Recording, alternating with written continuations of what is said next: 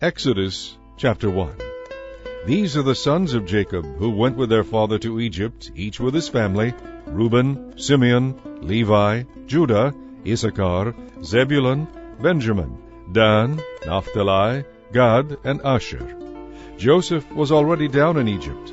In all, Jacob had 70 direct descendants. In this time Joseph and each of his brothers died, ending that generation. But their descendants had many children and grandchildren. In fact, they multiplied so quickly that they soon filled the land. Then a new king came to the throne of Egypt, who knew nothing about Joseph or what he had done. He told his people, "These Israelites are becoming a threat to us because there are so many of them. We must find a way to put an end to this. If we don't, and if war breaks out, they will join our enemies and fight against us. Then they will escape from the country." So the Egyptians made the Israelites their slaves and put brutal slave drivers over them, hoping to wear them down under heavy burdens. They forced them to build the cities of Pithom and Ramses as supply centers for the king. But the more the Egyptians oppressed them, the more quickly the Israelites multiplied. The Egyptians soon became alarmed and decided to make their slavery more bitter still. They were ruthless with the Israelites, forcing them to make bricks and mortar and to work long hours in the fields.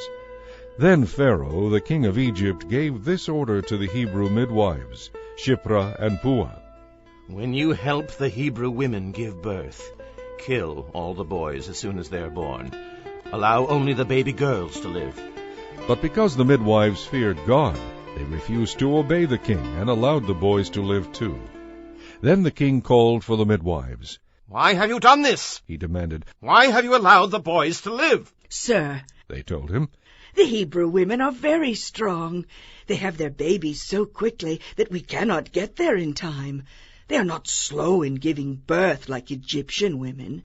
So God blessed the midwives, and the Israelites continued to multiply, growing more and more powerful. And because the midwives feared God, he gave them families of their own.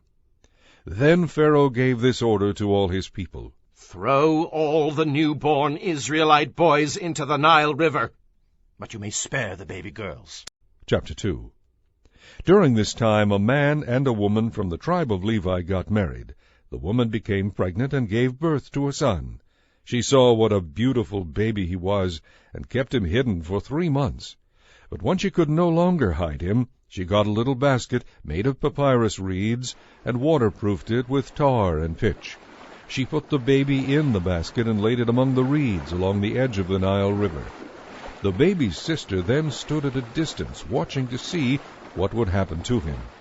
Soon after this, one of Pharaoh's daughters came down to bathe in the river, and her servant girls walked along the riverbank. When the princess saw the little basket among the reeds, she told one of her servant girls to get it for her. As the princess opened it, she found the baby boy. His helpless cries touched her heart. "He must be one of the Hebrew children," she said. Then the baby's sister approached the princess. "Should I go and find one of the Hebrew women to nurse the baby for you?" she asked. "Yes, do," the princess replied. So the girl rushed home and called the baby's mother. "Take this child home and nurse him for me," the princess told her. "I will pay you for your help." So the baby's mother took her baby home and nursed him. Later, when he was older, the child's mother brought him back to the princess, who adopted him as her son.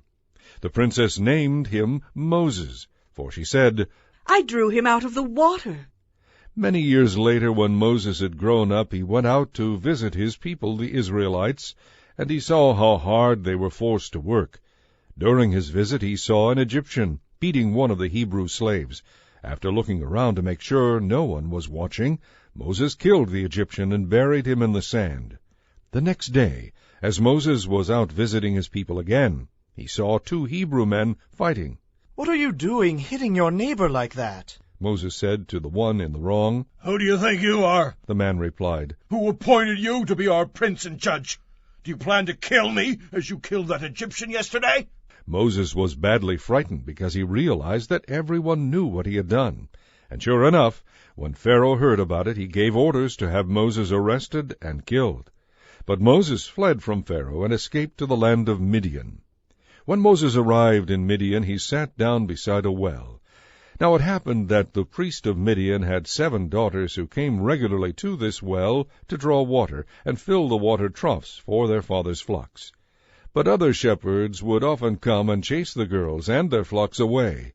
This time, however, Moses came to their aid, rescuing the girls from the shepherds. Then he helped them draw water for their flocks. When the girls returned to Reuel, their father, he asked, "How did you get the flocks watered so quickly today?" An Egyptian rescued us from the shepherds, they told him. And then he drew water for us and watered our flocks. "Well, where is he then?" their father asked. "Did you just leave him there? Go and invite him home for a meal." Moses was happy to accept the invitation, and he settled down to live with them.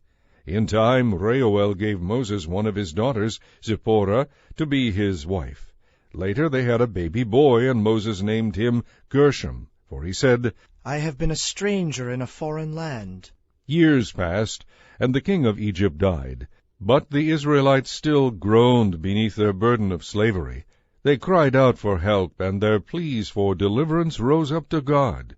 God heard their cries, and remembered his covenant promise to Abraham, Isaac, and Jacob. He looked down on the Israelites and felt deep concern for their welfare. Chapter 3. One day Moses was tending the flock of his father-in-law Jethro, the priest of Midian, and he went deep into the wilderness near Sinai, the mountain of God. Suddenly, the angel of the Lord appeared to him as a blazing fire in a bush. Moses was amazed, because the bush was engulfed in flames, but it didn't burn up. Amazing! Moses said to himself, Why isn't that bush burning up? I must go over to see this. When the Lord saw that he had caught Moses' attention, God called to him from the bush, Moses, Moses. Here I am, Moses replied. Do not come any closer, God told him. Take off your sandals, for you are standing on holy ground. Then he said, I am the God of your ancestors, the God of Abraham, the God of Isaac, and the God of Jacob. When Moses heard this, he hid his face in his hands, because he was afraid to look at God. Then the Lord told him, You can be sure I have seen the misery of my people in Egypt. I have heard their cries for deliverance from their harsh slave drivers. Yes, I am aware of their suffering. So I have come to rescue them from the Egyptians and lead them out of Egypt into their own good and spacious land. It is a land flowing with milk and honey, the land where the Canaanites, Hittites, Amorites, Perizzites, Hivites, and Jebusites live. The cries of the people of Israel have reached me, and I have seen how the Egyptians have oppressed them with heavy tasks. Now go, for I am sending you to Pharaoh. You will lead my people, the Israelites, out of Egypt. But who am I to appear before Pharaoh? Moses asked God. How can you expect me to lead the Israelites out of Egypt? Then God told him, I will be with you, and this will serve as proof that I have sent you. When you have brought the Israelites out of Egypt, you will return here to worship God at this very mountain. But Moses protested, If I go to the people of Israel and tell them, The God of your ancestors has sent me to you, they won't believe me. They will ask, Which God are you talking about? What is his name? Then what should I tell them? God replied, I am the one who always is. Just tell them, I am has sent me to you. God also said, Tell them, the Lord, the God of your ancestors, the God of Abraham, the God of Isaac, and the God of Jacob, has sent me to you. This will be my name forever. It has always been my name, and it will be used throughout all generations. Now go and call together all the leaders of Israel. Tell them, The Lord, the God of your ancestors, the God of Abraham, Isaac, and Jacob, appeared to me in a burning bush. He said, You can be sure that I am watching over you, and have seen what is happening to you in Egypt. I promise to rescue you from the oppression of the Egyptians. I will lead you to the land now occupied by the Canaanites, Hittites, Amorites, Perizzites, Hivites, and Jebusites, a land flowing with milk and honey. The leaders of the people of Israel will accept your message. Then all of you must go straight to the king of Egypt and tell him, The Lord, the God of the Hebrews, has met with us. Let us go on a 3-day journey into the wilderness to offer sacrifices to the Lord our God. But I know that the king of Egypt will not let you go except under heavy pressure. So I will reach out and strike at the heart of Egypt with all kinds of miracles. Then at last he will let you go. I will see to it that the Egyptians treat you well. They will load you down with gifts, so you will not leave empty-handed. The Israelite women will ask for silver and gold jewelry and fine clothing from their Egyptian neighbors and their neighbors' guests. With this clothing you will dress your sons and daughters. In this way you will plunder the Egyptians. Chapter 4. But Moses protested again. Look, they won't believe me. They won't do what I tell them. They just say, "The Lord never appeared to you." Then the Lord asked him, "What do you have there in your hand?" "A shepherd's staff," Moses replied. "Throw it down on the ground," the Lord told him. So Moses threw it down, and it became a snake. Moses was terrified, so he turned and ran away. Then the Lord told him, "Take hold of its tail." So Moses reached out and grabbed it, and it became a shepherd's staff again. "Perform this sign, and they will believe you," the Lord told him.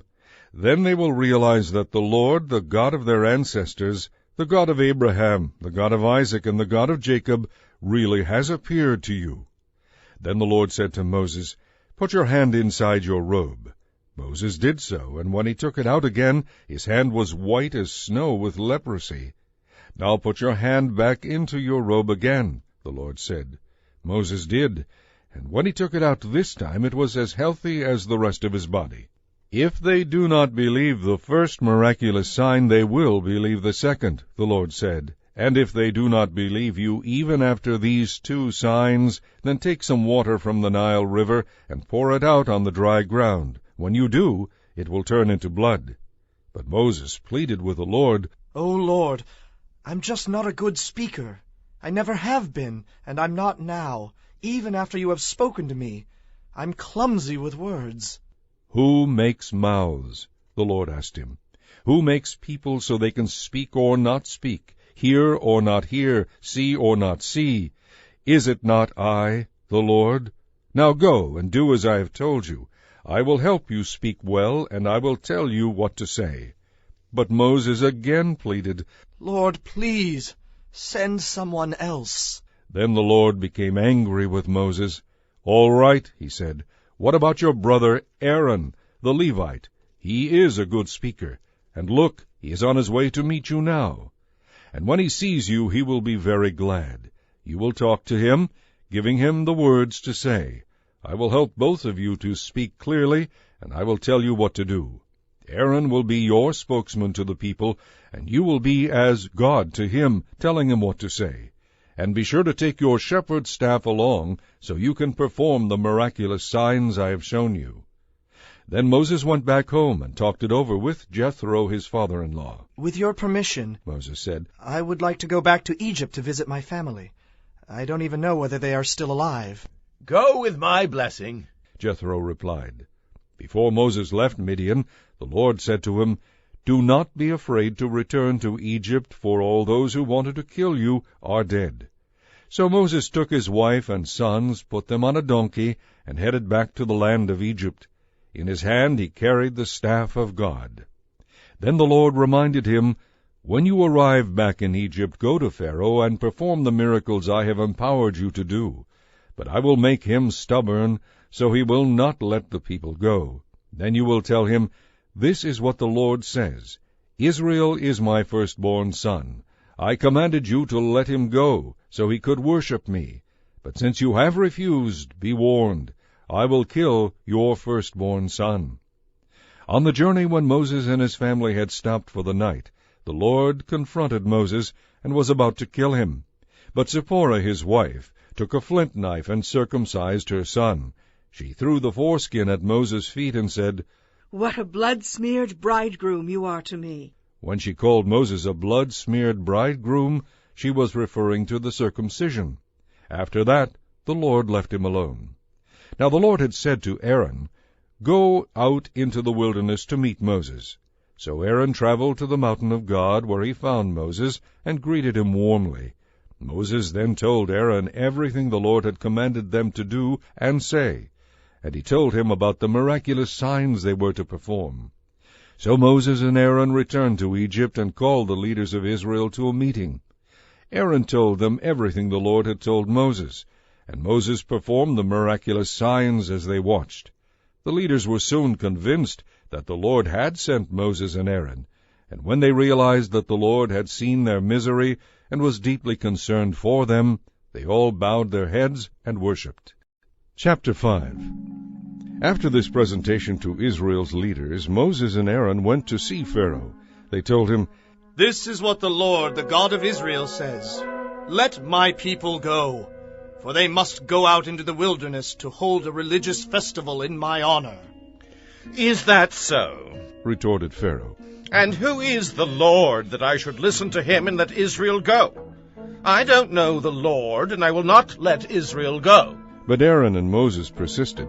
"The God of the Hebrews has met with us," they declared. "Let us take a 3-day trip into the wilderness, so we can offer sacrifices to the Lord our God. If we don't, we will surely die by disease or the sword." Who do you think you are? Pharaoh shouted. Distracting the people from their tasks. Get back to work.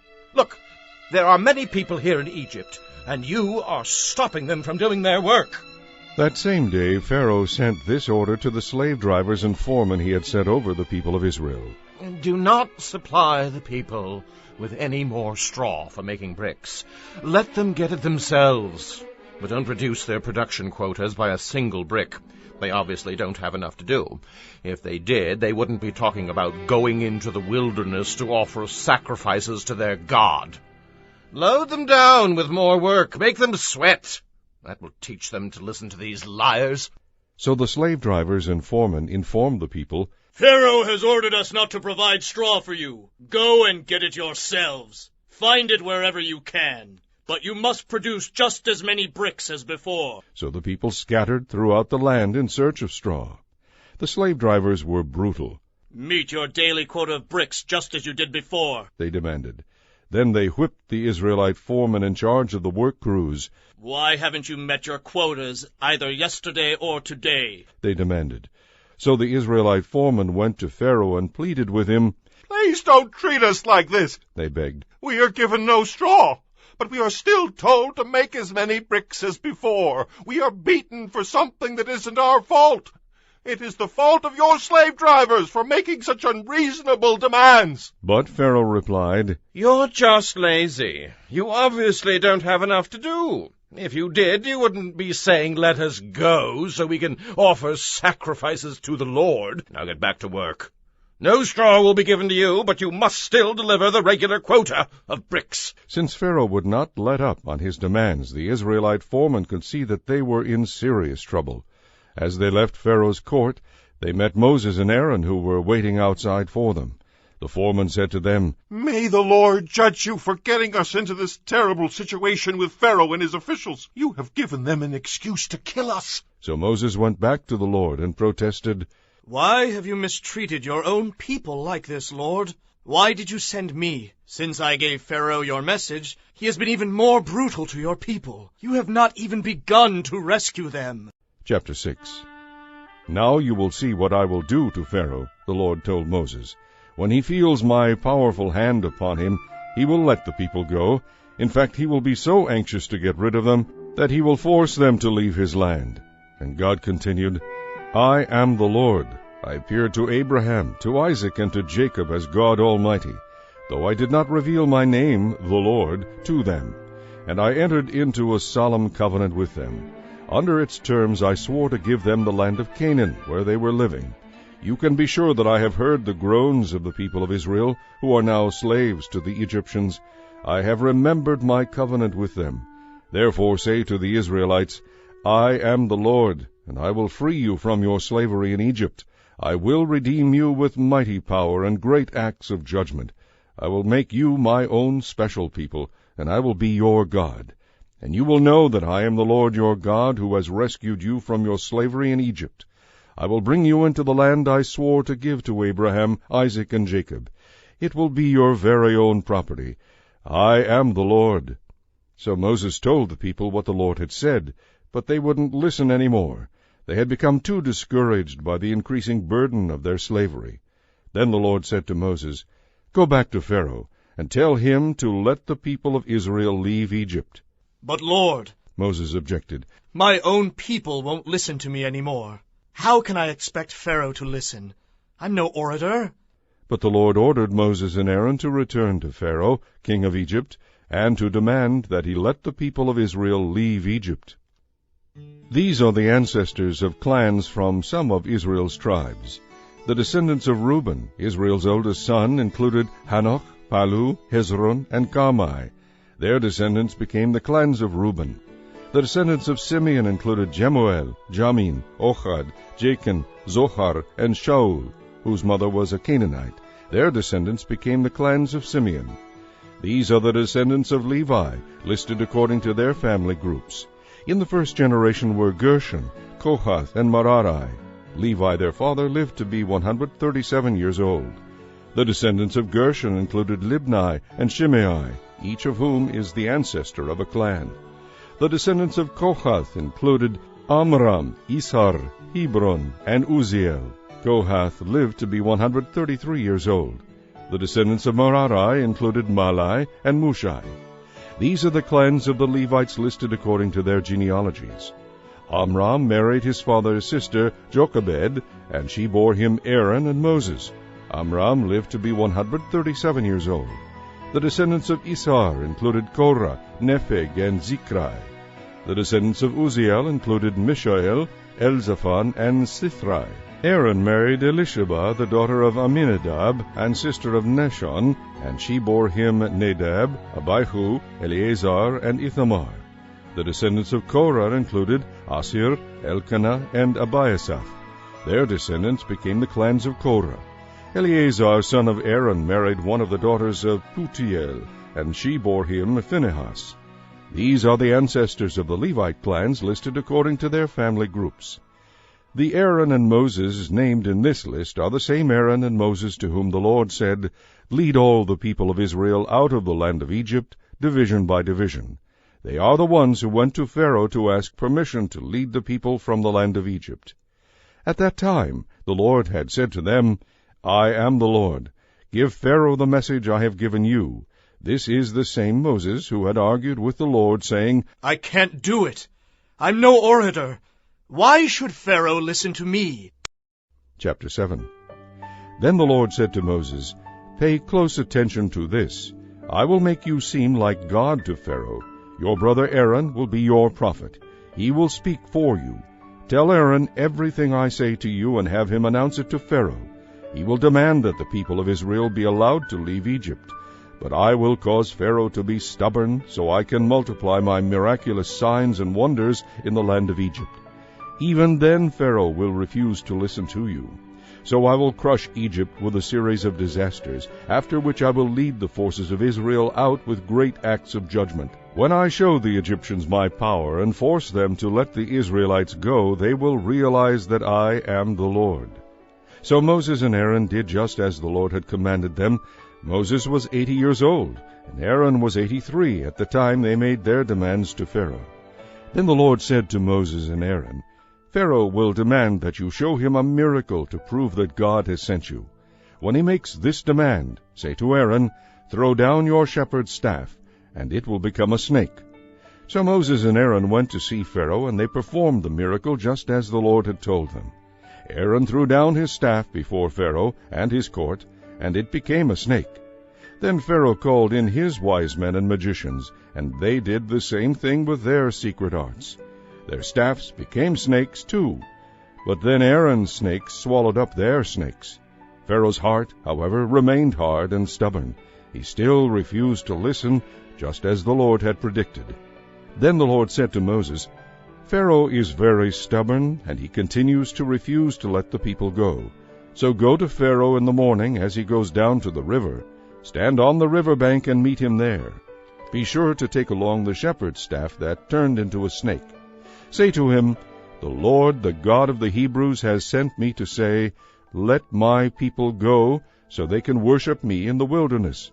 Until now you have refused to listen to him. Now the Lord says, you are going to find out that I am the Lord. Look, I will hit the water of the Nile with this staff, and the river will turn to blood. The fish in it will die, and the river will stink. The Egyptians will not be able to drink any water from the Nile." Then the Lord said to Moses, "Tell Aaron to point his staff toward the waters of Egypt, all its rivers, canals, marshes, and reservoirs. Everywhere in Egypt the water will turn into blood, even the water stored in wooden bowls and stone pots in the people's homes."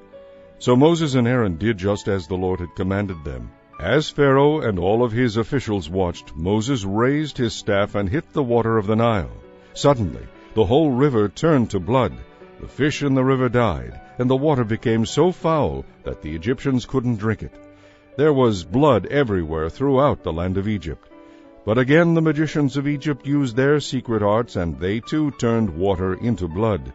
So Pharaoh's heart remained hard and stubborn.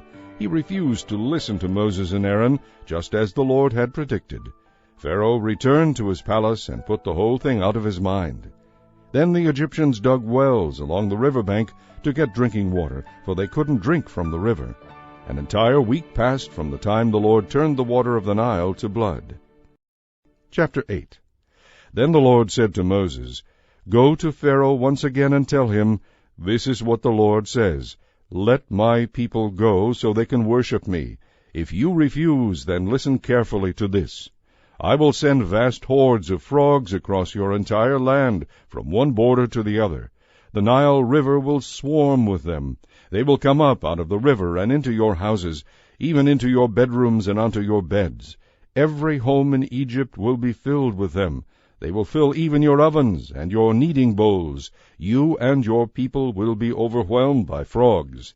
Then the Lord said to Moses, "Tell Aaron to point his shepherd's staff toward all the rivers, canals, and marshes of Egypt, so there will be frogs in every corner of the land." Aaron did so, and frogs covered the whole land of Egypt. But the magicians were able to do the same thing with their secret arts. They too caused frogs to come up on the land.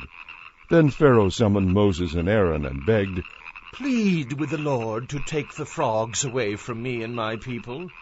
I will let the people go, so they can offer sacrifices to the Lord." "You set the time," Moses replied.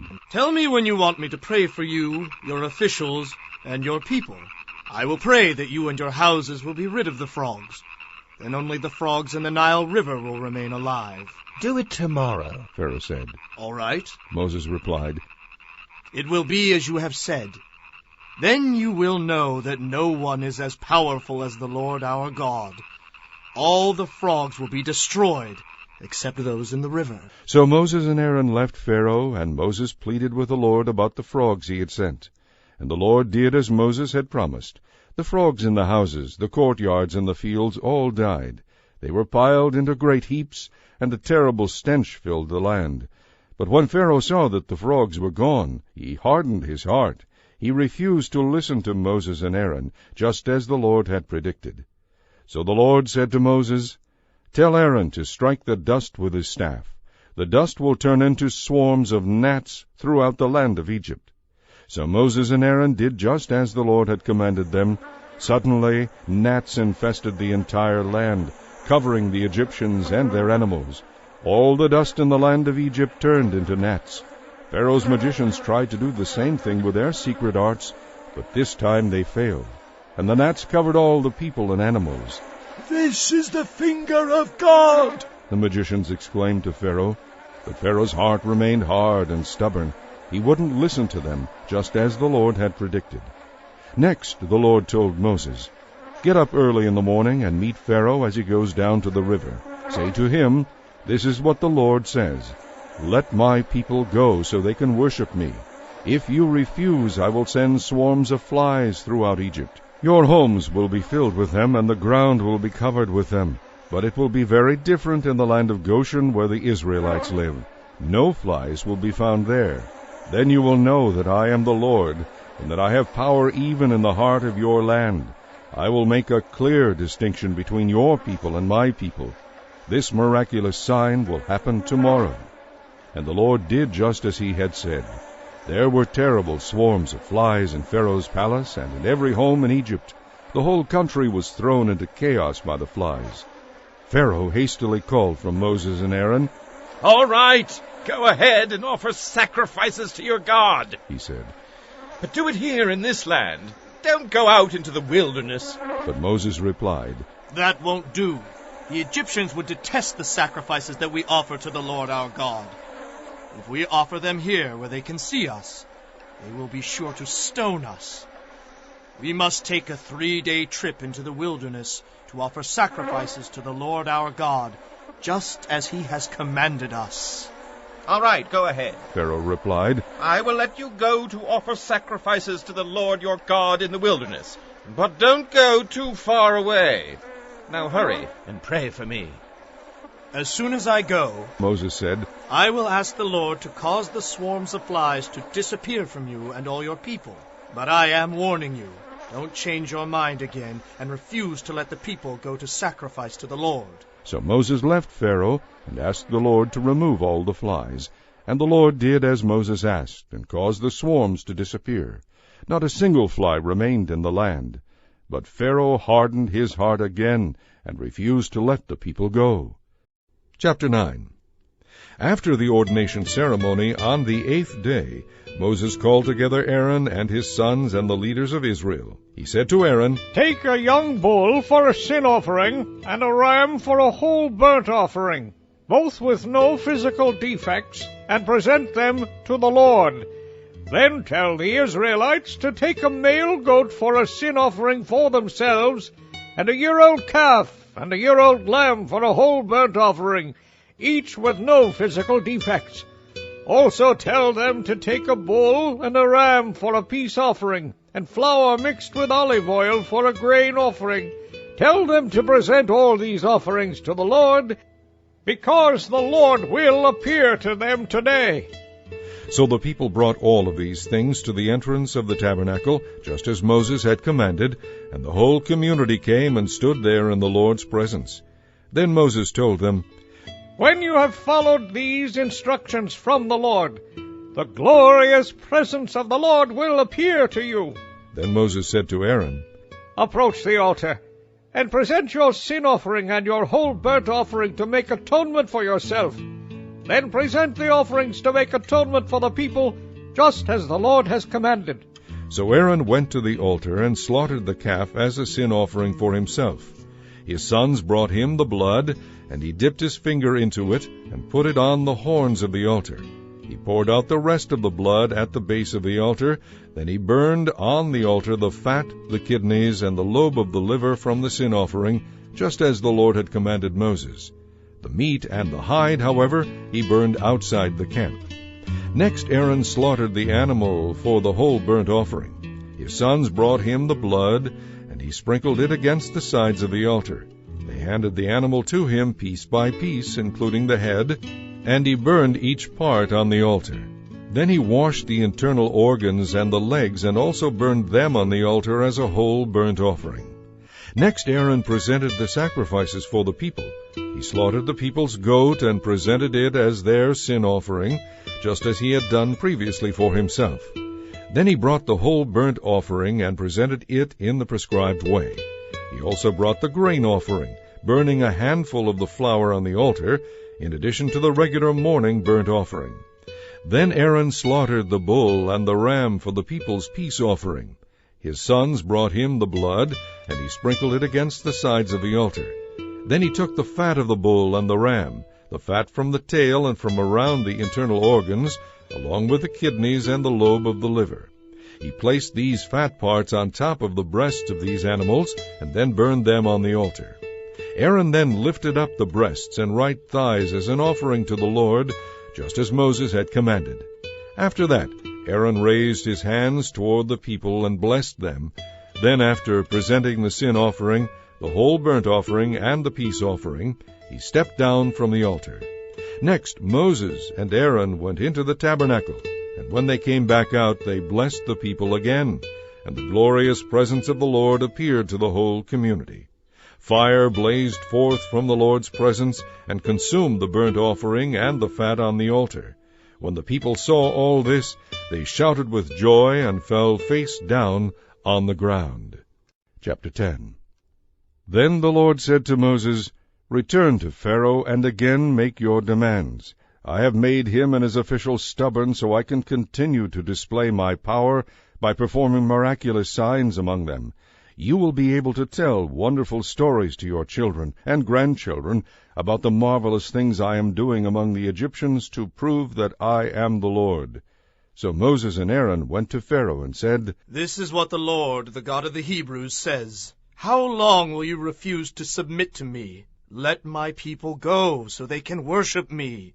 If you refuse, watch out, for tomorrow I will cover the whole country with locusts. There will be so many that you won't be able to see the ground. They will devour everything that escaped the hailstorm, including all the trees in the fields. They will overrun your palaces and the homes of your officials and all the houses of Egypt.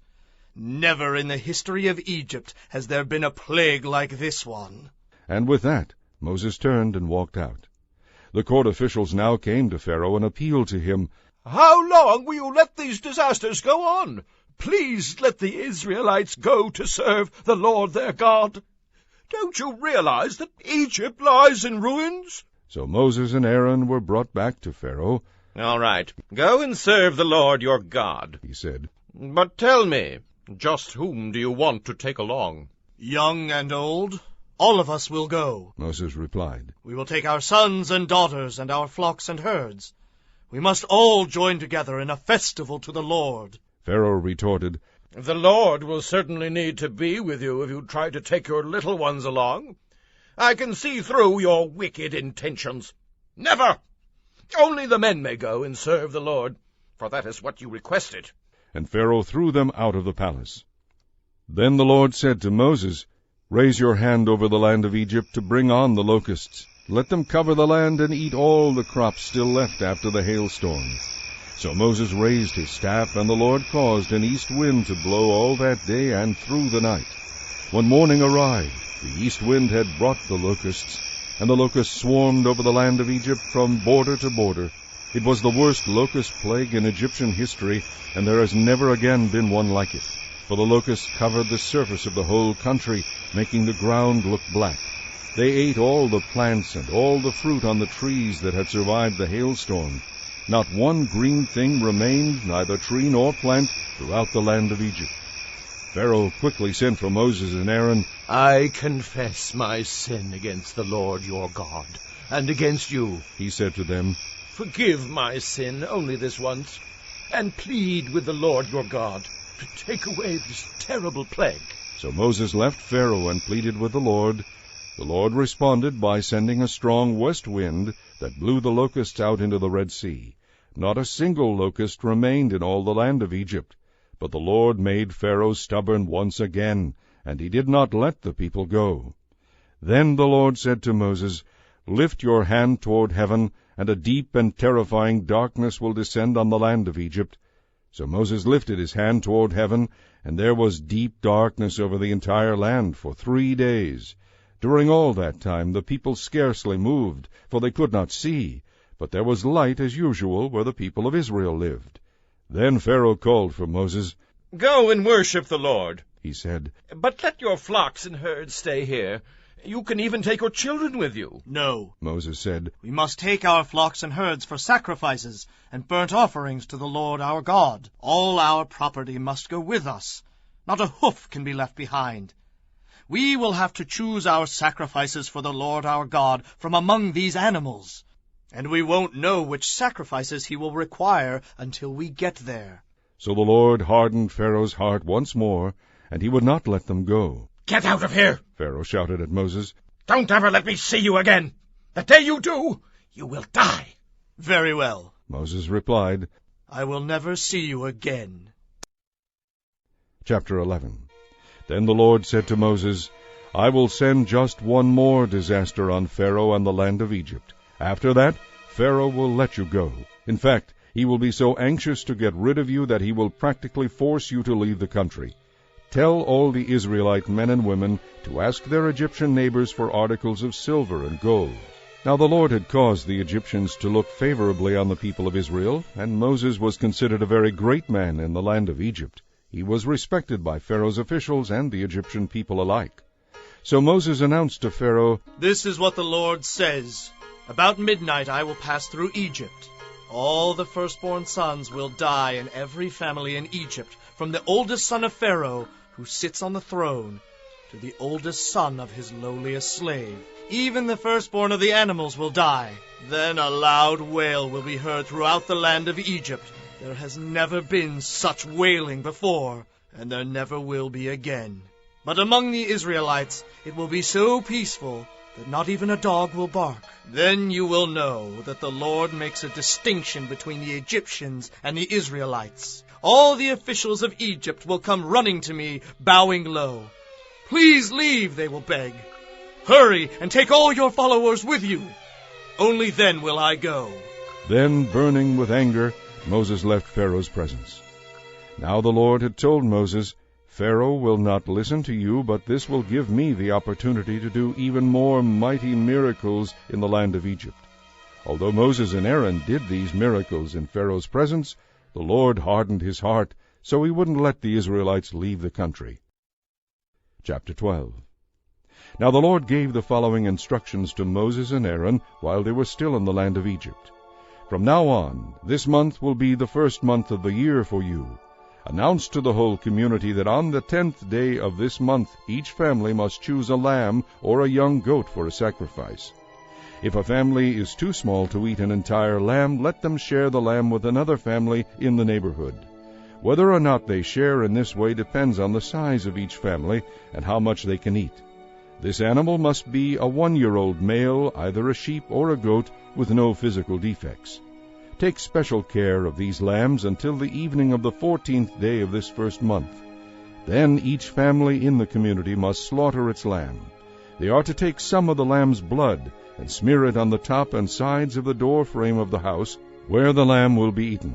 That evening everyone must eat roast lamb with bitter herbs and bread made without yeast. The meat must never be eaten raw or boiled. Roast it all, including the head, legs, and internal organs. Do not leave any of it until the next day. Whatever is not eaten that night must be burned before morning. Wear your traveling clothes as you eat this meal, as though prepared for a long journey. Wear your sandals and carry your walking sticks in your hands. Eat the food quickly, for this is the Lord's Passover. On that night I will pass through the land of Egypt and kill all the firstborn sons and firstborn male animals in the land of Egypt. I will execute judgment against all the gods of Egypt, for I am the Lord. The blood you have smeared on your doorposts will serve as a sign. When I see the blood, I will pass over you. This plague of death will not touch you when I strike the land of Egypt. You must remember this day forever. Each year you will celebrate it as a special festival to the Lord. For 7 days you may eat only bread made without yeast. On the very first day you must remove every trace of yeast from your homes. Anyone who eats bread made with yeast at any time during the 7 days of the festival will be cut off from the community of Israel. On the first day of the festival, and again on the 7th day, all the people must gather for a time of special worship. No work of any kind may be done on these days, except in the preparation of food. Celebrate this festival of unleavened bread, for it will remind you that I brought your forces out of the land of Egypt on this very day.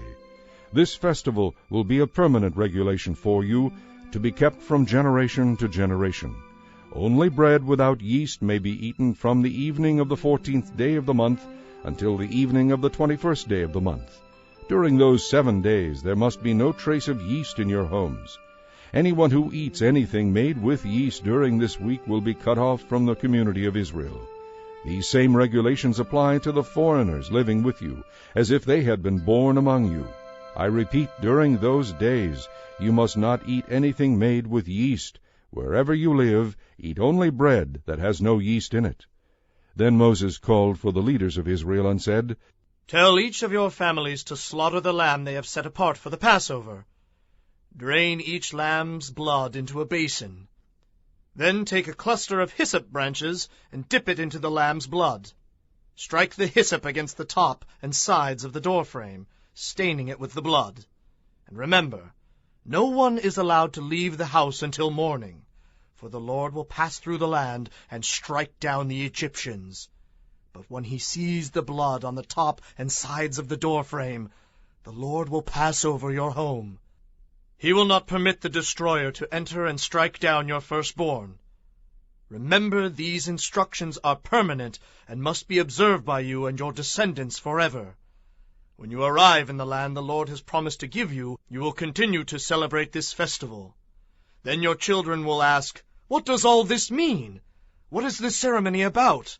And you will reply, "It is the celebration of the Lord's Passover, for he passed over the homes of the Israelites in Egypt." And though he killed the Egyptians, he spared our families and did not destroy us. Then all the people bowed their heads and worshipped. So the people of Israel did just as the Lord had commanded through Moses and Aaron, and at midnight the Lord killed all the firstborn sons in the land of Egypt, from the firstborn son of Pharaoh who sat on the throne, to the firstborn son of the captive in the dungeon. Even the firstborn of their livestock were killed. Pharaoh and his officials and all the people of Egypt woke up during the night, and loud wailing was heard throughout the land of Egypt. There was not a single house where someone had not died. Pharaoh sent for Moses and Aaron during the night. "Leave us," he cried. "Go away, all of you. Go and serve the Lord as you have requested. Take your flocks and herds and be gone. Go, but give me a blessing as you leave." All the Egyptians urged the people of Israel to get out of the land as quickly as possible, for they thought, "We will all die." The Israelites took with them their bread dough made without yeast. They wrapped their kneading bowls in their spare clothing and carried them on their shoulders. And the people of Israel did as Moses had instructed, and asked the Egyptians for clothing and articles of silver and gold. The Lord caused the Egyptians to look favorably on the Israelites, and they gave the Israelites whatever they asked for. So like a victorious army, they plundered the Egyptians. That night the people of Israel left Ramses and started for Succoth. There were about 600,000 men, plus all the women and children, and they were all traveling on foot. Many people who were not Israelites went with them, along with the many flocks and herds. Whenever they stopped to eat, they baked bread from the yeastless dough they had brought from Egypt. It was made without yeast, because the people were rushed out of Egypt and had no time to wait for bread to rise. The people of Israel had lived in Egypt for 430 years. In fact, it was on the last day of the 430th year that all the Lord's forces left the land.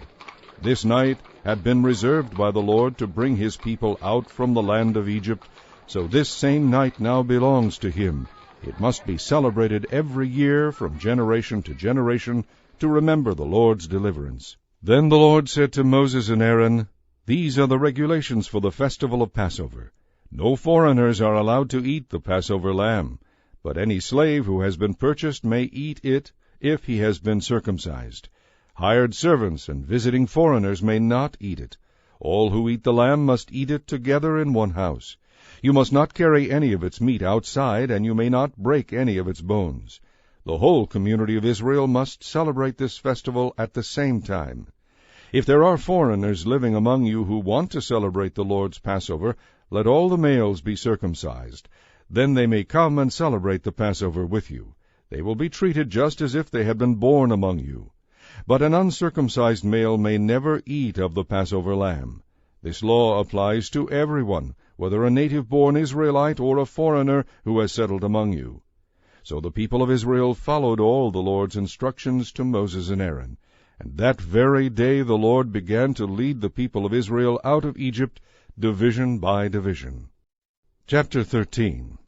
Then the Lord said to Moses, "Dedicate to me all the firstborn sons of Israel, and every firstborn male animal. They are mine."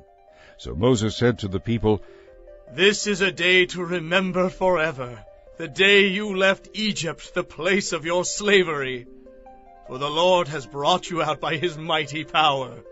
Remember, you are not to use any yeast. This day in early spring will be the anniversary of your exodus. You must celebrate this day when the Lord brings you into the land of the Canaanites, Hittites, Amorites, Hivites, and Jebusites. This is the land he swore to give your ancestors, a land flowing with milk and honey. For 7 days you will eat only bread without yeast, and on the 7th day you will celebrate a great feast to the Lord. Eat only bread without yeast during those 7 days. In fact, there must be no yeast in your homes or anywhere within the borders of your land during this time. During these festival days each year, you must explain to your children why you are celebrating. Say to them, "This is a celebration of what the Lord did for us when we left Egypt." This annual festival will be a visible reminder to you, like a mark branded on your hands or your forehead. Let it remind you always to keep the Lord's instructions in your minds and on your lips. After all, it was the Lord who rescued you from Egypt with great power. So celebrate this festival at the appointed time each year. And remember these instructions when the Lord brings you into the land he swore to give your ancestors long ago, the land where the Canaanites are now living. All firstborn sons and firstborn male animals must be presented to the Lord. A firstborn male donkey may be redeemed from the Lord by presenting a lamb in its place. But if you decide not to make the exchange, the donkey must be killed by breaking its neck. However, you must redeem every firstborn son. And in the future, your children will ask you, "What does all this mean?" Then you will tell them, "With mighty power the Lord brought us out of Egypt from our slavery. Pharaoh refused to let us go, so the Lord killed all the firstborn males throughout the land of Egypt, both people and animals. That is why we now offer all the firstborn males to the Lord, except that the firstborn sons are always redeemed. Again I say, this ceremony will be like a mark branded on your hands or your forehead. It is a visible reminder that it was the Lord who brought you out of Egypt with great power." When Pharaoh finally let the people go, God did not lead them on the road that runs through Philistine territory, even though that was the shortest way from Egypt to the Promised Land. God said, if the people are faced with a battle, they might change their minds and return to Egypt. So God led them along a route through the wilderness toward the Red Sea, and the Israelites left Egypt like a marching army. Moses took the bones of Joseph with him, for Joseph had made the sons of Israel swear that they would take his bones with them when God led them out of Egypt, as he was sure God would. Leaving Succoth, they camped at Etham on the edge of the wilderness. The Lord guided them by a pillar of cloud during the day and a pillar of fire at night. That way they could travel whether it was day or night, and the Lord did not remove the pillar of cloud or pillar of fire from their sight. Chapter 14. And the Lord said to Moses, the following instructions must be followed by those seeking purification from a contagious skin disease. Those who have been healed must be brought to the priest, who will examine them at a place outside the camp. If the priest finds that someone has been healed of the skin disease, he will perform a purification ceremony, using 2 wild birds of a kind permitted for food, along with some cedar wood, a scarlet cloth, and a hyssop branch. The priest will order one of the birds to be slaughtered over a clay pot that is filled with fresh spring water. He will then dip the living bird, along with the cedar wood, the scarlet cloth, and the hyssop branch, into the blood of the slaughtered bird. The priest will also sprinkle the dead bird's blood 7 times over the person being purified, and the priest will pronounce that person to be ceremonially clean. At the end of the ceremony, the priest will set the living bird free so it can fly away into the open fields. The people being purified must complete the cleansing ceremony by washing their clothes, shaving off all their hair, and bathing themselves in water. Then they will be ceremonially clean and may return to live inside the camp. However, they must still remain outside their tents for 7 days. On the 7th day they must again shave off all their hair, including the hair of the beard and eyebrows, and wash their clothes and bathe themselves in water. Then they will be pronounced ceremonially clean. On the next day, the 8th day, each person cured of the skin disease must bring 2 male lambs and 1 female year-old lamb with no physical defects, along with 5 quarts of choice flour mixed with olive oil, and 3/5 of a pint of olive oil. Then the officiating priest will present that person for cleansing, along with the offerings, before the Lord at the entrance of the tabernacle. The priest will take one of the lambs and the olive oil and offer them as a guilt offering by lifting them up before the Lord. He will then slaughter the lamb there in the sacred area at the place where sin offerings and burnt offerings are slaughtered. As with the sin offering, the guilt offering will be given to the priest. It is a most holy offering. The priest will then take some of the blood from the guilt offering and put it on the tip of the healed person's right ear, on the thumb of the right hand, and on the big toe of the right foot. Then the priest will pour some of the olive oil into the palm of his own left hand. He will dip his right finger into the oil and sprinkle it 7 times before the Lord.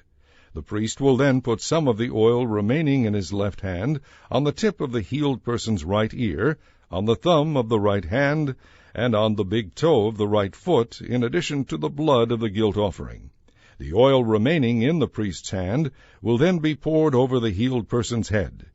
In this way, the priest will make atonement before the Lord for the person being cleansed. Then the priest must offer the sin offering and again perform the atonement ceremony for the person cured of the skin disease. After that, the priest will slaughter the whole burnt offering and offer it on the altar along with the grain offering.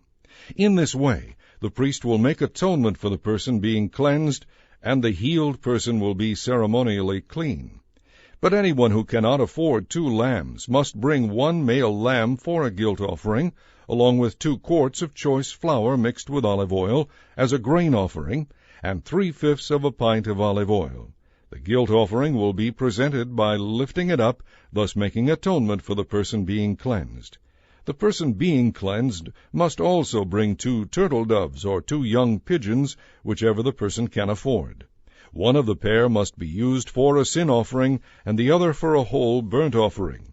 On the 8th day, the person being cleansed must bring the offerings to the priest for the cleansing ceremony to be performed in the Lord's presence at the tabernacle entrance. The priest will take the lamb for the guilt offering, along with the olive oil, and lift them up before the Lord as an offering to him. Then the priest will slaughter the lamb for the guilt offering, and put some of its blood on the tip of the person's right ear, on the thumb of the right hand, and on the big toe of the right foot. The priest will also pour some of the olive oil into the palm of his own left hand. He will dip his right finger into the oil, and sprinkle some of it 7 times before the Lord. The priest will then put some of the olive oil from his hand on the lobe of the person's right ear, on the thumb of the right hand, and on the big toe of the right foot, in addition to the blood of the guilt offering. The oil that is still in the priest's hand will then be poured over the person's head. In this way, the priest will make atonement for the person being cleansed. Then the priest will offer the 2 turtle doves or the 2 young pigeons, whichever the person was able to afford. One of them is for a sin offering, and the other for a whole burnt offering to be presented along with the grain offering. In this way, the priest will make atonement before the Lord for the person being cleansed. These are the instructions for cleansing those who have recovered from a contagious skin disease, but who cannot afford to bring the sacrifices normally required for the ceremony of cleansing. Then the Lord said to Moses and Aaron, "When you arrive in Canaan, the land I am giving you as an inheritance, I may contaminate some of your houses with an infectious mildew. The owner of such a house must then go to the priest and say, 'It looks like my house has some kind of disease.' Before the priest examines the house, he must have the house emptied so everything inside will not be pronounced unclean. Then the priest will go in and inspect the house. If he finds bright green or reddish streaks on the walls of the house, and the contamination appears to go deeper than the wall's surface, he will leave the house and lock it up for 7 days.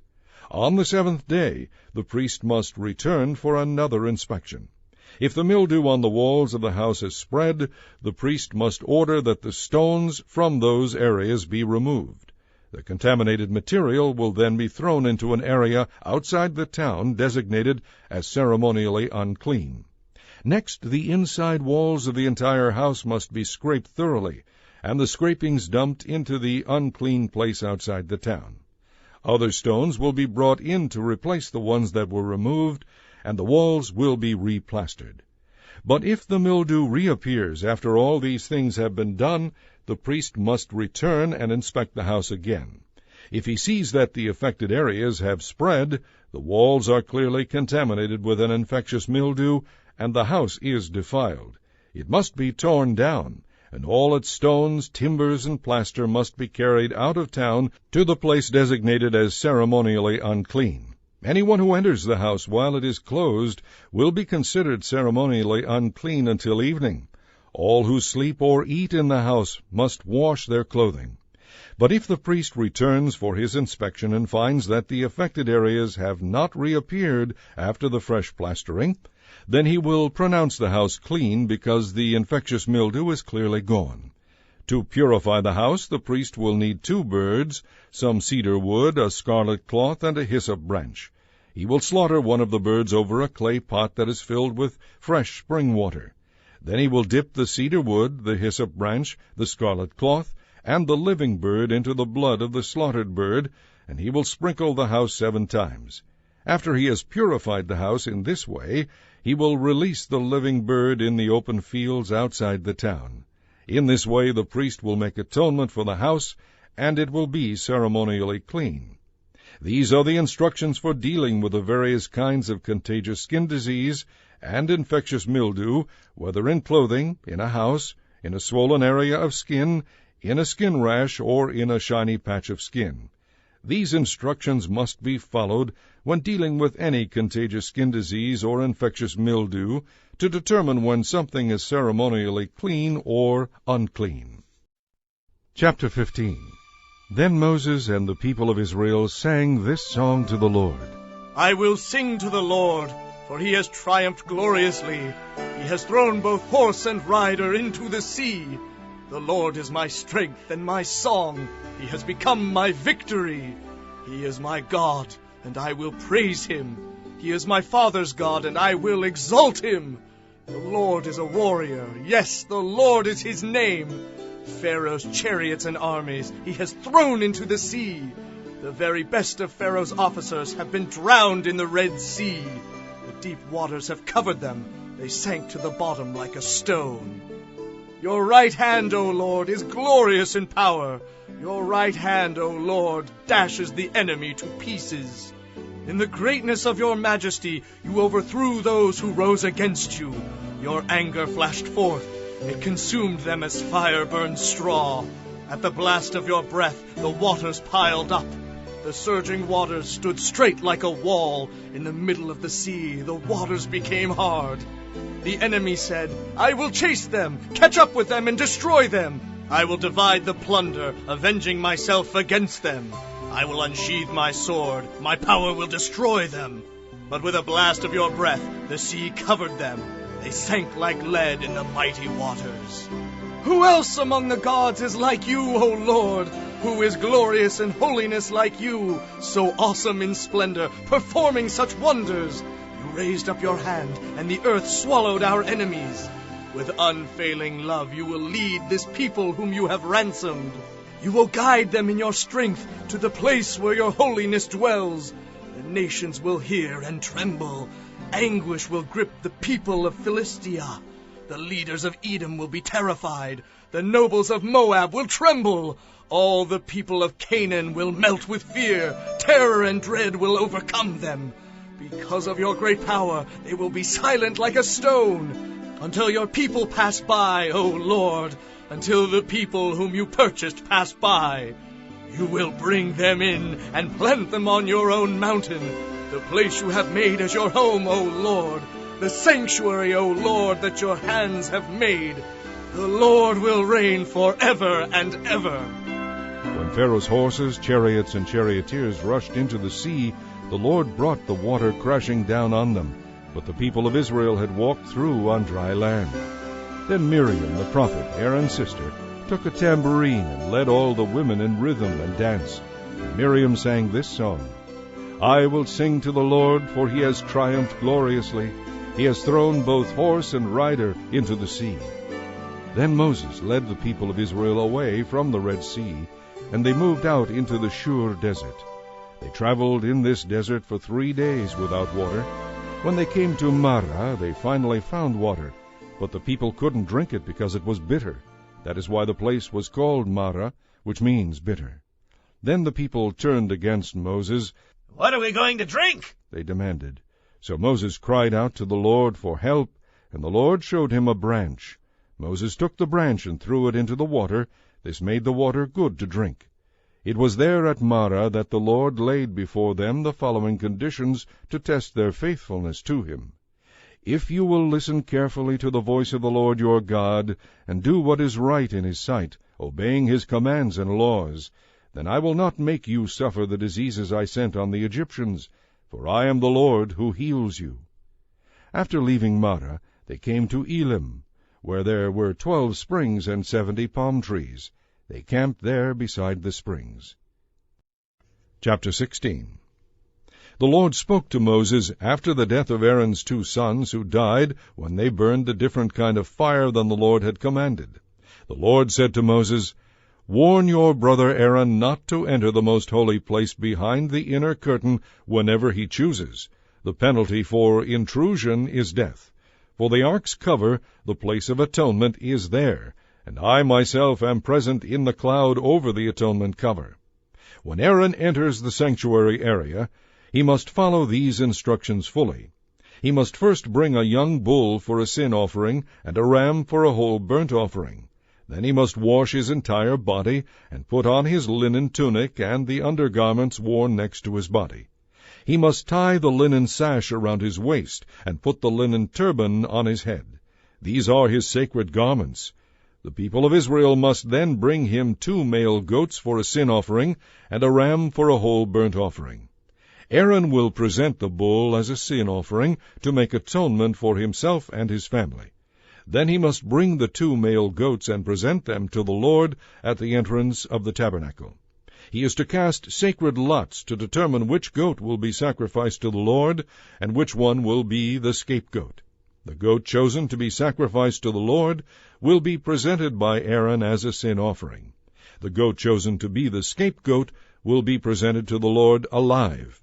When it is sent away into the wilderness, it will make atonement for the people. Then Aaron will present the young bull as a sin offering for himself and his family. After he has slaughtered this bull for the sin offering, he will fill an incense burner with burning coals from the altar that stands before the Lord. Then, after filling both his hands with fragrant incense, he will carry the burner and incense behind the inner curtain. There, in the Lord's presence, he will put the incense on the burning coals so that a cloud of incense will rise over the ark's cover, the place of atonement, that rests on the ark of the covenant. If he follows these instructions, he will not die. Then he must dip his finger into the blood of the bull and sprinkle it on the front of the atonement cover, and then 7 times against the front of the ark. Then Aaron must slaughter the goat as a sin offering for the people, and bring its blood behind the inner curtain. There he will sprinkle the blood on the atonement cover and against the front of the ark, just as he did with the bull's blood. In this way he will make atonement for the most holy place, and he will do the same for the entire tabernacle, because of the defiling sin and rebellion of the Israelites. No one else is allowed inside the tabernacle while Aaron goes in to make atonement for the most holy place. No one may enter until he comes out again after making atonement for himself, his family, and all the Israelites. Then Aaron will go out to make atonement for the altar that stands before the Lord by smearing some of the blood from the bull and the goat on each of the altar's horns.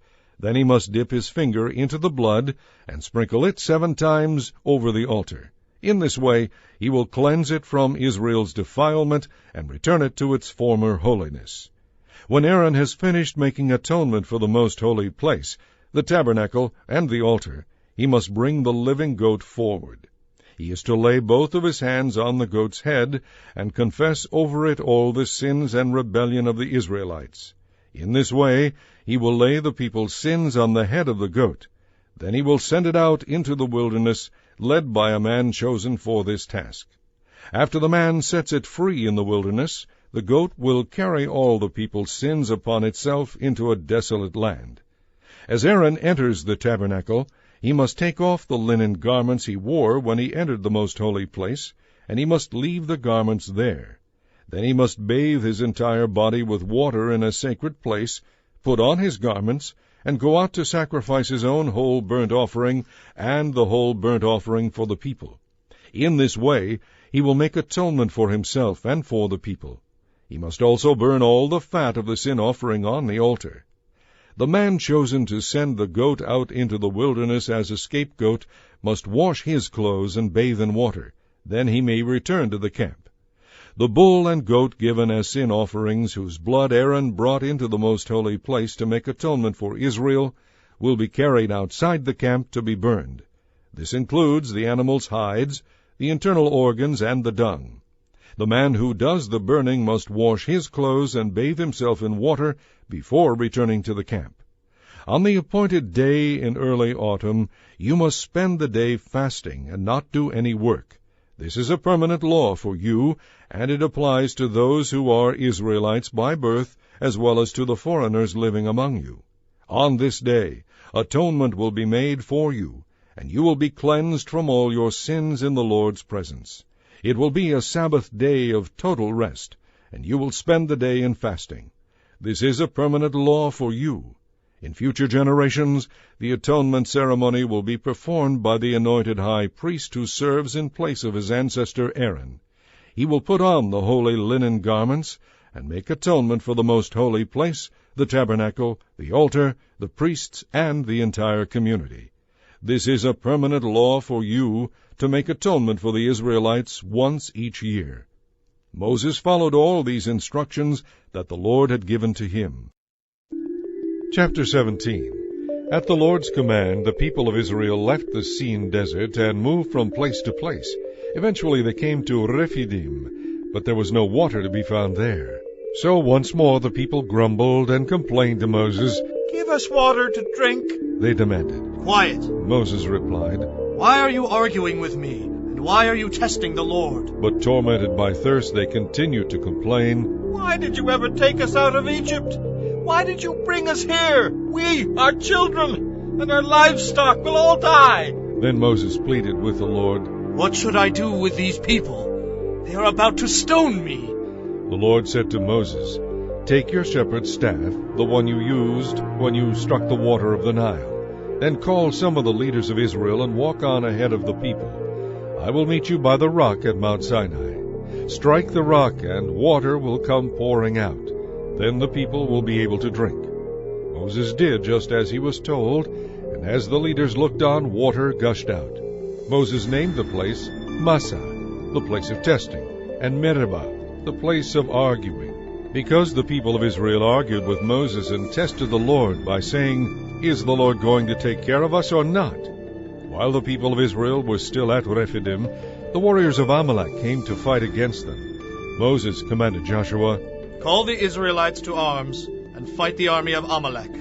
Tomorrow I will stand at the top of the hill with the staff of God in my hand. So Joshua did what Moses had commanded. He led his men out to fight the army of Amalek. Meanwhile Moses, Aaron, and Hur went to the top of a nearby hill. As long as Moses held up the staff with his hands, the Israelites had the advantage. But whenever he lowered his hands, the Amalekites gained the upper hand. Moses' arms finally became too tired to hold up the staff any longer. So Aaron and Hur found a stone for him to sit on. Then they stood on each side, holding up his hands until sunset. As a result, Joshua and his troops were able to crush the army of Amalek. Then the Lord instructed Moses, Write this down as a permanent record and announce it to Joshua. I will blot out every trace of Amalek from under heaven. Moses built an altar there and called it, The Lord is my banner. He said, They have dared to raise their fist against the Lord's throne. So now the Lord will be at war with Amalek generation after generation. Chapter 18. Word soon reached Jethro, the priest of Midian, and Moses' father-in-law, about all the wonderful things God had done for Moses and his people, the Israelites. He had heard about how the Lord had brought them safely out of Egypt. Some time before this, Moses had sent his wife, Zipporah, and his 2 sons to live with Jethro, his father-in-law. The name of Moses' first son was Gershom, for Moses had said, when the boy was born, I have been a stranger in a foreign land. The name of his second son was Eleazar, for Moses had said at his birth, The God of my fathers was my helper. He delivered me from the sword of Pharaoh. Jethro now came to visit Moses, and he brought Moses' wife and 2 sons with him. They arrived while Moses and the people were camped near the mountain of God. Moses was told, "Jethro, your father-in-law, has come to visit you. Your wife and your 2 sons are with him." So Moses went out to meet his father-in-law. He bowed to him respectfully and greeted him warmly. They asked about each other's health, and then went to Moses' tent to talk further. Moses told his father-in-law about everything the Lord had done to rescue Israel from Pharaoh and the Egyptians. He also told him about the problems they had faced along the way, and how the Lord had delivered his people from all their troubles. Jethro was delighted when he heard about all that the Lord had done for Israel as he brought them out of Egypt. "Praise be to the Lord," Jethro said, "for he has saved you from the Egyptians and from Pharaoh. He has rescued Israel from the power of Egypt. I know now that the Lord is greater than all other gods, because his people have escaped from the proud and cruel Egyptians." Then Jethro presented a burnt offering and gave sacrifices to God. As Jethro was doing this, Aaron and the leaders of Israel came out to meet him. They all joined him in a sacrificial meal in God's presence. The next day Moses sat as usual to hear the people's complaints against each other. They were lined up in front of him from morning till evening. When Moses' father-in-law saw all that Moses was doing for the people, he said, "Why are you trying to do all this alone? The people have been standing here all day to get your help." Moses replied, "Well, the people come to me to seek God's guidance. When an argument arises, I am the one who settles the case. I inform the people of God's decisions and teach them his laws and instructions." "This is not good," his father-in-law exclaimed. "You're going to wear yourself out, and the people too. This job is too heavy a burden for you to handle all by yourself. Now, let me give you a word of advice, and may God be with you. You should continue to be the people's representative before God, bringing him their questions to be decided. You should tell them God's decisions, teach them God's laws and instructions, and show them how to conduct their lives. But find some capable, honest men who fear God and hate bribes. Appoint them as judges over groups of 1,000, 100, 50, and 10. These men can serve the people, resolving all the ordinary cases. Anything that is too important or too complicated can be brought to you, but they can take care of the smaller matters themselves. They will help you carry the load, making the task easier for you. If you follow this advice, and if God directs you to do so, then you will be able to endure the pressures, and all these people will go home in peace." Moses listened to his father-in-law's advice and followed his suggestions. He chose capable men from all over Israel and made them judges over the people. They were put in charge of groups of 1,000, 100, 50, and 10. These men were constantly available to administer justice. They brought the hard cases to Moses, but they judged the smaller matters themselves. Soon after this, Moses said goodbye to his father-in-law, who returned to his own land. Chapter 19. The Israelites arrived in the wilderness of Sinai exactly 2 months after they left Egypt. After breaking camp at Rephidim, they came to the base of Mount Sinai and set up camp there. Then Moses climbed the mountain to appear before God. The Lord called out to him from the mountain and said, "Give these instructions to the descendants of Jacob, the people of Israel. You have seen what I did to the Egyptians. You know how I brought you to myself and carried you on eagle's wings. Now if you will obey me and keep my covenant, you will be my own special treasure from among all the nations of the earth. For all the earth belongs to me, and you will be to me a kingdom of priests, my holy nation." Give this message to the Israelites. Moses returned from the mountain and called together the leaders of the people and told them what the Lord had said. They all responded together, "We will certainly do everything the Lord asks of us." So Moses brought the people's answer back to the Lord. Then the Lord said to Moses, "I'm going to come to you in a thick cloud, so the people themselves can hear me as I speak to you. Then they will always have confidence in you." Moses told the Lord what the people had said. Then the Lord told Moses, "Go down and prepare the people for my visit. Purify them today and tomorrow, and have them wash their clothing. Be sure they are ready on the 3rd day, for I will come down upon Mount Sinai as all the people watch. Set boundary lines that the people may not pass. Warn them, be careful, do not go up on the mountain or even touch its boundaries. Those who do will certainly die. Any people or animals that cross the boundary must be stoned to death or shot with arrows. They must not be touched by human hands. The people must stay away from the mountain until they hear one long blast from the ram's horn. Then they must gather at the foot of the mountain. So Moses went down to the people. He purified them for worship and had them wash their clothing. He told them, "Get ready for an important event 2 days from now, and until then, abstain from having sexual intercourse." On the morning of the third day there was a powerful thunder and lightning storm, and a dense cloud came down upon the mountain. There was a long, loud blast from a ram's horn, and all the people trembled. Moses led them out from the camp to meet with God, and they stood at the foot of the mountain. All Mount Sinai was covered with smoke, because the Lord had descended on it in the form of fire. The smoke billowed into the sky like smoke from a furnace, and the whole mountain shook with a violent earthquake. As the horn blast grew louder and louder, Moses spoke, and God thundered his reply for all to hear. The Lord came down on the top of Mount Sinai and called Moses to the top of the mountain. So Moses climbed the mountain. Then the Lord told Moses, "Go back down and warn the people not to cross the boundaries. They must not come up here to see the Lord, for those who do will die. Even the priests who regularly come near to the Lord must purify themselves, or I will destroy them." "But Lord, the people cannot come up on the mountain," Moses protested. "You already told them not to. You told me to set boundaries around the mountain and to declare it off limits." But the Lord said, "Go down anyway and bring Aaron back with you. In the meantime, do not let the priests or the people cross the boundaries to come up here. If they do, I will punish them." So Moses went down to the people and told them what the Lord had said. Chapter 20. Then God instructed the people as follows: "I am the Lord your God, who rescued you from slavery in Egypt. Do not worship any other gods besides me. Do not make idols of any kind, whether in the shape of birds or animals or fish. You must never worship or bow down to them. For I, the Lord your God, am a jealous God who will not share your affection with any other god.